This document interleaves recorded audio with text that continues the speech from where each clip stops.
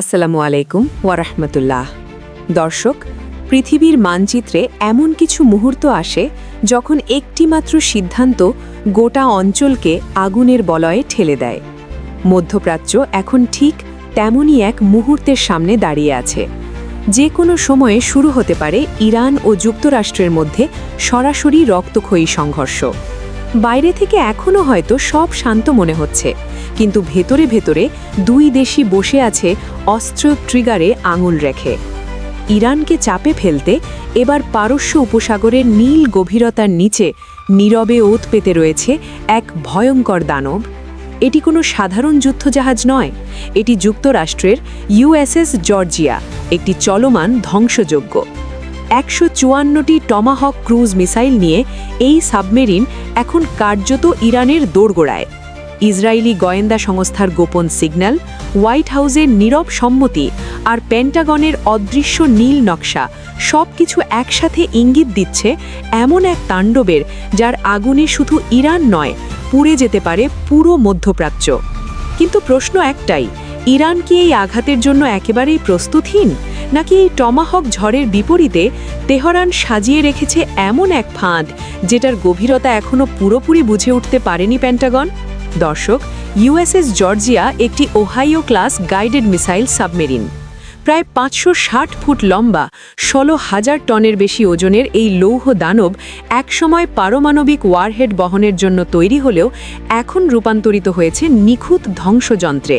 এর পেটে রয়েছে ২২টি মিসাইল টিউব, আর প্রতিটি টিউবে ৭টি করে মোট ১৫৪টি BGM-১০৯ টমাহক। কল্পনা করুন, কয়েক মিনিটের ব্যবধানে যদি একটি সাবমেরিন থেকে শতাধিক মিসাইল ছুটে যায় আকাশের দিকে, তাহলে কোনো দেশের প্রতিরক্ষা ব্যবস্থার ওপর কী ধরনের চাপ তৈরি হয়। এই টমাহক মিসাইলগুলো ১৬০০ থেকে ২০০০ কিলোমিটার দূর থেকে লক্ষ্যবস্তুতে আঘাত হানতে পারে।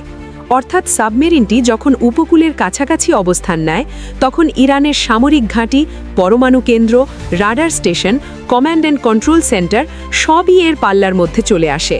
ইতিহাস সাক্ষী, যুক্তরাষ্ট্র যখনই কোনো দেশকে নত করতে চেয়েছে, প্রথম আঘাতটা এসেছে এই টমাহক দিয়েই।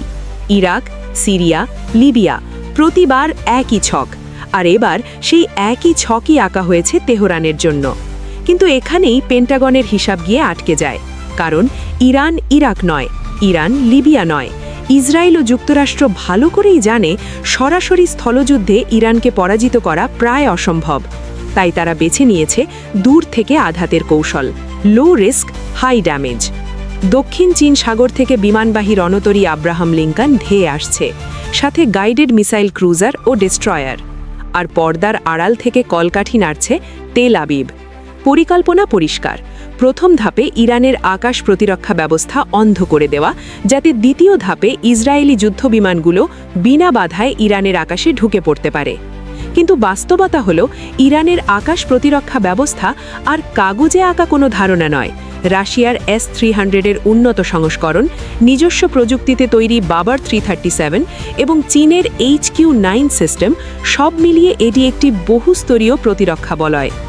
টমাহক মিসাইল হাইপারসনিক নয়, এর গতি ঘন্টায় মাত্র ৮০০ থেকে ৯৫০ কিলোমিটার। এটি সাবসনিক এবং নিচু দিয়ে উড়ে রাডার ফাঁকি দেওয়ার ওপরই এর মূল নির্ভরতা।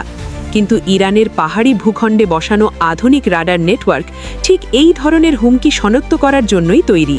পেন্টাগনের আসল ভয় এখানেই, যদি ১৫৪টির মধ্যে ৭০ বা ৮০টি মিসাইল ইরান ভূপাতিত করতে পারে, তাহলে এটি শুধু সামরিক ব্যর্থতা নয়, বিশ্ব অস্ত্রবাজারে মার্কিন প্রযুক্তির বিশ্বাসযোগ্যতা ভেঙে পড়বে। কোটি কোটি ডলারের অস্ত্র চুক্তি প্রশ্নের মুখে পড়বে। তাই যুক্তরাষ্ট্র এখন দোদুল্যমান। এই হামলা কি সত্যিই সফল হবে, নাকি এটি পরিণত হবে ইতিহাসের সবচেয়ে ব্যয়বহুল ব্যর্থ প্রদর্শনীতে? আর যুদ্ধ এখন আর শুধু মিসাইল আর বোমার নয়, আধুনিক যুদ্ধ মানেই ইলেকট্রনিক এবং সাইবার ফ্রন্ট। পেন্টাগনের ব্লুপ্রিন্টে ইরানের বিরুদ্ধে সবচেয়ে বড় অস্ত্র হতে পারে ইলেকট্রনিক ওয়ারফেয়ার, রাডার জ্যাম করা, কমান্ড সিস্টেম অচল করা, জিপিএস বিভ্রান্ত করা। কিন্তু এখানেও ইরান এক ধাপ এগিয়ে। ২০১১ সালে যুক্তরাষ্ট্রের অত্যন্ত গোপনীয় RQ-170 সেন্টিনেল ড্রোনকে গুলি না করে হ্যাক করে অক্ষত অবস্থায় নামিয়ে আনার ঘটনা আজও মার্কিন জেনারেলদের ঘুম কেড়ে নেয়। বিশেষজ্ঞরা মনে করছেন টমাহক ছোড়া হলে ইরান তাদের নিজস্ব জ্যামিং সিস্টেম দিয়ে ওই মিসাইলগুলোর জিপিএস সিগন্যাল বিভ্রান্ত করতে পারে। ফলাফল হতে পারে ভয়াবহ। মিসাইল দিক হারাবে, কিছু সাগরে পড়বে, কিছু নিজেদের লক্ষ্যই চিনতে পারবে না। এটি হলে যুক্তরাষ্ট্রের জন্য হবে একটি প্রযুক্তিগত বিপর্যয়। এরপর আসে হরমুজ প্রণালীর প্রশ্ন। পৃথিবীর মোট জ্বালানি তেলের প্রায় 1/5 এই সরু জলপথ দিয়ে যায়। পেন্টাগন জানে একবার এই প্রণালী বন্ধ হলে বিশ্ব অর্থনীতি হাঁটু গেড়ে বসবে। ইরানের হাতে রয়েছে হাজার হাজার নৌমাইন, দ্রুতগামী আক্রমণাত্মক বোট এবং কুকুল ভিত্তিক মিসাইল।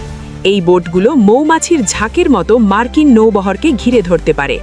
এক রাতেই যদি তেলের দাম ব্যারেল প্রতি $200 ছাড়িয়ে যায়, তাহলে শুধু যুক্তরাষ্ট্র নয়, ইউরোপ, এশিয়া, পুরো বিশ্বই এর ধাক্কা সামলাতে পারবে না। আর তখন চীন ও রাশিয়ার মতো শক্তিধর দেশগুলো চুপ করে বসে থাকবে এমন ভাবা নিশ্চুপ ভুল। সবশেষে রয়েছে ইরানের প্রক্সি নেটওয়ার্ক। যুক্তরাষ্ট্র যদি সরাসরি ইরানে আঘাত হানে, তাহলে ইরান একা লড়বে না।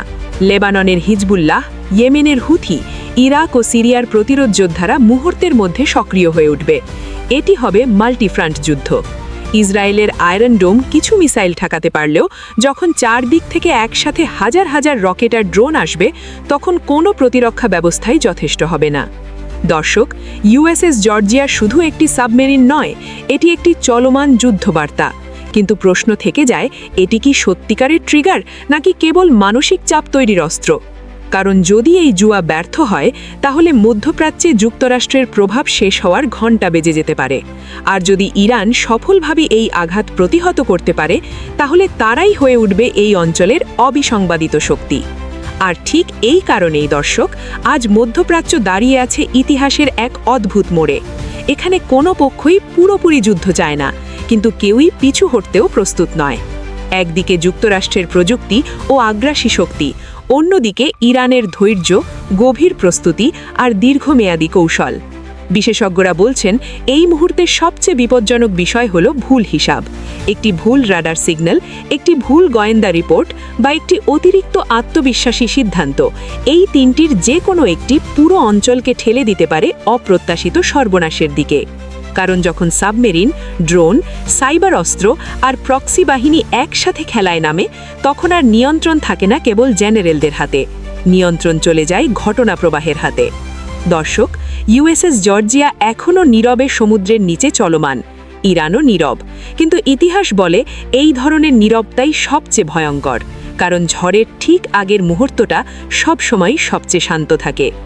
এখন দেখার বিষয়, এই নীরবতা কি কূটনীতিতে ভাঙবে, নাকি একের পর এক বিস্ফোরণে কেঁপে উঠবে পুরো মধ্যপ্রাচ্য?